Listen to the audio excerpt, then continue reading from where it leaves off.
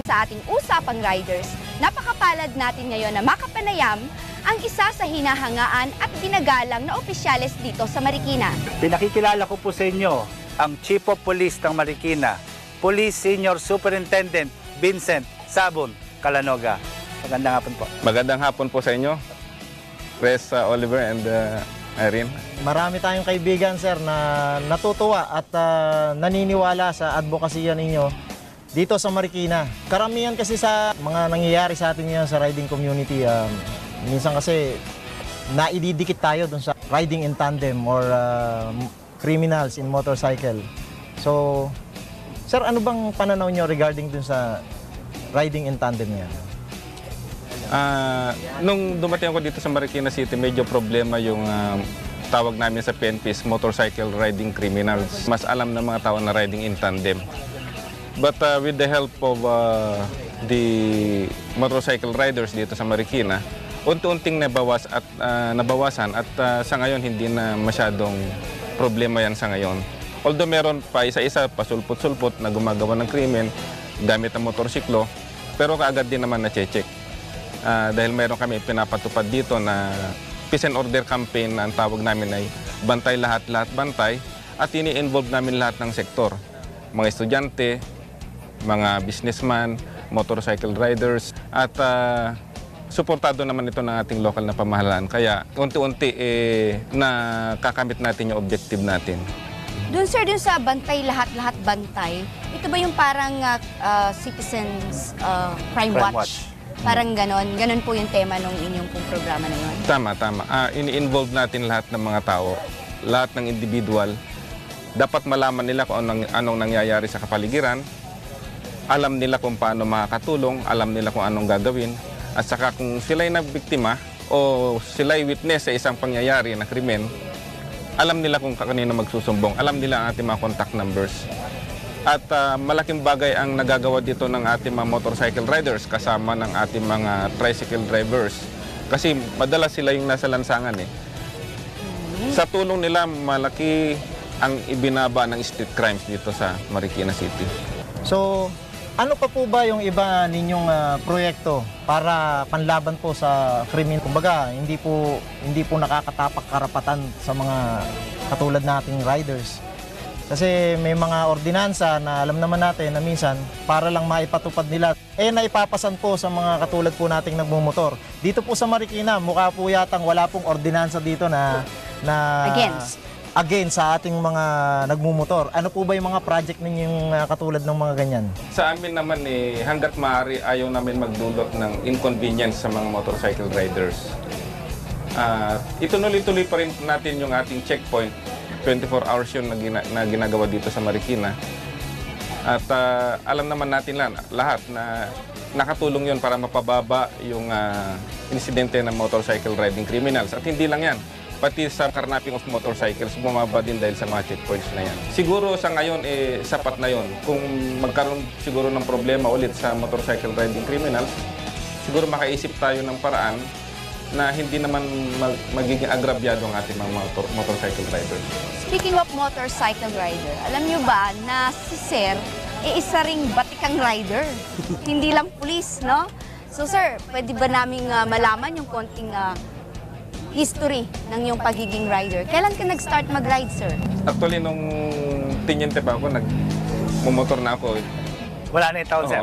So, wala yung taon. Huwag na rin sabihin na sa service mo, sir, sa serbisyo mo, sir, o paglilingkod mo as a police, talagang gamit mo talaga yung motorcycle. Kasi noong nasa Bicol ako, first assignment ko noon, ang sasakyan lang doon is isang Anfra sa isang motorcycle. Siyempre, yung Anfra is sa CO ko yun, sa akin yung motorsiklo. So, yun talaga ang gamit-gamit ko pag umiikot. Tapos, siyempre, nakabilihan ko na, lalo na dito sa Metro Manila, matraffic. Mas convenient na gamitin yung motorsiklo. So, doon nag-start na enjoy mo ang yung pagiging rider nung nag-destino ka sa malayong lugar sa Bicol, particularly. Sabi nga raw nila nagkakaamuyan daw pang isang mga rider sa kapwa rider. Yes. Kaya nga First time, sige. Bali si Sir kasi, isa siyang rider, kaya alam niya kung ano damdamin ng isang rider eh. Ganito yan. Let me explain kung paano nagkaamuyan. It was my first na yung interview, actually it's our first meeting with our chief of police. Yung ano na yon, yung pinag-uusapan namin dito, yung tungkol sa vest with plate, sinabi ko kagad kay COPS, what is your view with regards to the wearing of vest with plate numbers at the back? Sinabi ni Sir, it's inhumane. Ay, tumayo kagad ako, tapos kinamayan ko siya. Kinagagala ko po kayo makilala. Wow! So, since nabanggit nyo kanina yung bantay lahat bantay. So, meron pa ba kayo, sir, mga future plans na pwedeng programa na ipapatupad o gagawin o mga balakin ninyo para sa mga riders dito sa Marikina?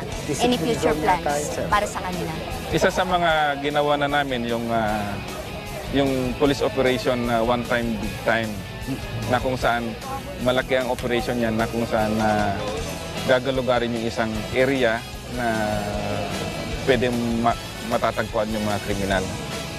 At nakatulong sa amin yung mga motorcycle riders. Kaya tinawag ko yun na bawat motorcycle rider may sakay na pulis.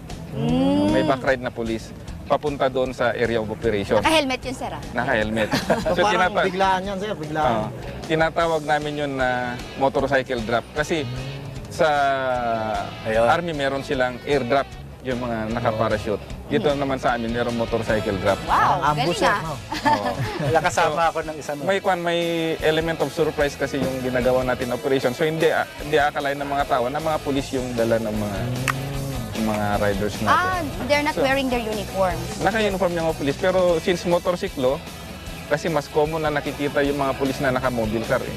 Okay. Since Mas madaling humabol. Oo, naka-motorsiklo. So, hindi nila pinapansin hanggang makita na lang nila dami ng pulis doon sa area. Napakatatapang naman pala ng mga riders ng Marikina, no? Totoo yan. Talagang isusuong nila yung buhay nila, no? Just to save people. Para ma-maintain yung peace and order dito sa Marikina. Congratulations, sir. Napakaganda ng project nyo na yan. And since yung kanina pinag-uusapan natin, sir, regarding do sa tawag dito, yung checkpoint. Tama-tama, sir, nandito yung ating mga kasangbahay at pwede niyo po ba silang bigyan ng konting input about checkpoint? Kasi karamihan sa mga baguhan sa nagmumotor, pag nakakita ng checkpoint, nanginginig na po yan at kinakabahan na po yan. Ano po ba pwede natin sabihin sa kanila? Sinasabi ko po, dapat hindi po kayo dapat kabahan o matakot sa checkpoint. Kasi ito po, paraan natin para malinis ang ating lansangan sa mga kriminal. Kung wala naman po kayong itinatago, kumpleto kayo sa papel, tama yung kasuotan nyo, wala pong problema. At yung officers naman natin na mag-checkpoint magagalang naman at marunong Ano po ba yung kahalagahan ng checkpoint na yan para po rin maintindihan ng ating mga kasangbahay? Sa statistics po natin, kagaya nga po ng sinabi ko, mula nung naglagay po tayo ng maraming checkpoints dito sa buong Metro Manila, bumaba po yung insidente ng krimen at yung nakawan po na motorsiklo. At dahil po nakatulong ito, mini-maintain po natin yan. Kaya po kung kayo halimbawa approaching po kayo ng checkpoint at may nakasabay po kayo na nakamotor din at biglang liliko, kahit hindi po nakamotor, kahit nakasasakyan po na 4 wheels, at biglang lumiko, umiwas po sa checkpoint. Pagdating niyo po sa checkpoint, dapat isumbong po ninyo. Makakatulong po yun para alam po natin kung sinong hahabulin natin. Yun po. Sir, maraming salamat po at marami po tayong natutunan at ang ating mga taga-subaybay ay marami rin natutunan. Sir, maraming salamat po. Marami din sa inyo, Oliver. Magbabalik po ang arangkada na.